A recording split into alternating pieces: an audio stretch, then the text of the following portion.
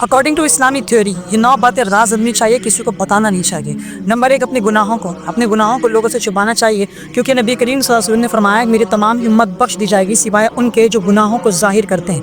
Number 2، دوسروں کے گناہوں کو فحش کرنا سخت منع ہے۔ حدیث میں آتا ہے کہ جسے کسی مسلمان کی دنیا میں پردہ پوشی کی، یعنی اس کے گناہوں اور اس کے عیبوں پر پردہ ڈالا، اللہ قیامت کے دن تمام اولین و آخرین کے درمیان اس کی پردہ پوشی فرمائے گا۔ نمبر 3، صدقات و خیرات اور مالی معاملات کی شوف سے بچنا چاہیے۔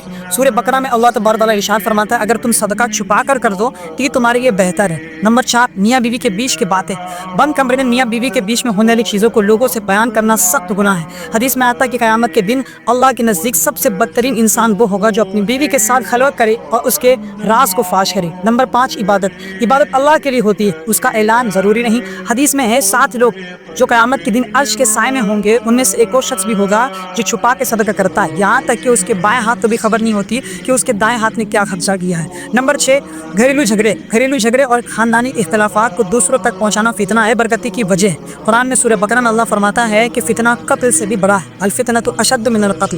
نمبر 7، اپنی مالی حالت، دولت یا سیلری کا بار بار تذکرہ کرنا دکھاوا اور تکبر کی وجہ بن سکتا ہے، جس سے بچنا چاہیے۔ نمبر 8، اپنی بیماریوں اور تکلیفوں کا ذکر دوسروں سے مسلسل کرنا صبر کے خلاف ہے۔ حضور فرماتے ہیں کہ جس شخص کو کوئی تکلیف، بیماری، غم یا دکھ پہنچے، اللہ اس کے ذریعے اس کے گناہ مٹا دیتا ہے۔ نمبر 9، دوسروں کے راز، کسی کا راز یا اعتماد کی بات دوسروں کو بتانا خیانت ہے، دھوکہ ہے، اور حدیث میں منافق کی نشانی یہ ہے کہ منافق امانت میں خیانت